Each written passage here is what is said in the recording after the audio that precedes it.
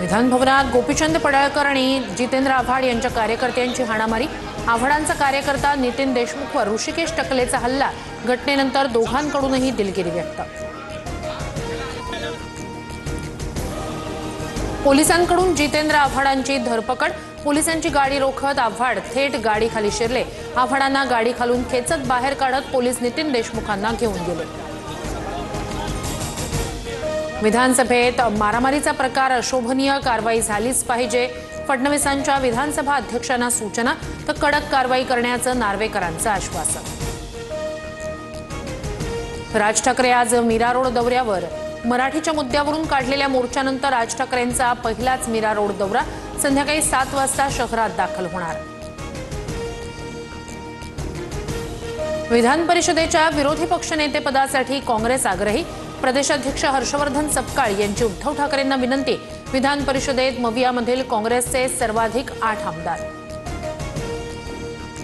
2 दिवसात उद्धव ठाकरे आणि मुख्यमंत्री फडणवीसांमध्ये तिसरी भेट। सभापती दालनात विरोधी पक्षनेतेपदासह त्रिभाषा सूत्रासंदर्भात चर्चा। हिंदी सक्ती हवीच कशाला, पुस्तक ठाकरेंनी फडणवीसांना दिलं।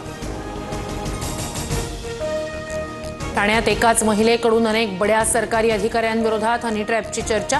लैंगिक शोषणाची तक्रार करून बड्या अधिकाऱ्यांकडून कोट्यवधी उकळल्याचा संशय। मराठा समाजाच्या वतीनं अक्कलकोट बंदची हाक। प्रवीण गायकवाडांवरील हल्ल्याच्या निषेधार्थ दुपारी 2 पर्यंतचा बंदचा निर्णय। बंदमध्ये जन्मेजय राजे भोसले देखील सहभागी। नांदेडच्या देगलूर आणि बिलोली तालुक्यात बोगस बियाणांचा फटका। हजारो शेतकऱ्यांवर दुबार पेरणीचं संकट। कंपन्यांवर कारवाई करावी, आमदार जितेश अंतापूरकर यांची मागणी। नाशिक कुंभमेळ्यापूर्वी शिर्डी विमानतळाची कामं पूर्ण करा। विधान भवनातील आढावा बैठकीत मुख्यमंत्री फडणवीसांचे निर्देश। कुंभमेळ्याच्या दृष्टीनं शिर्डी विमानतळ महत्त्वाचं। पुण्याच्या हिंजवडीतील माण परिसरातील अतिक्रमणांवर कारवाई। अतिक्रमणासंदर्भात सर्वेक्षण सुरू।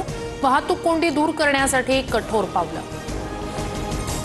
नागपुरात 30,000 लाडक्या बहिणींचे अर्ज बाद। कागदपत्रांची पडताळणी अद्यापही सुरूच। अपात्र होणाऱ्या लाडक्या बहिणींची संख्या आणखी वाढण्याची शक्यता।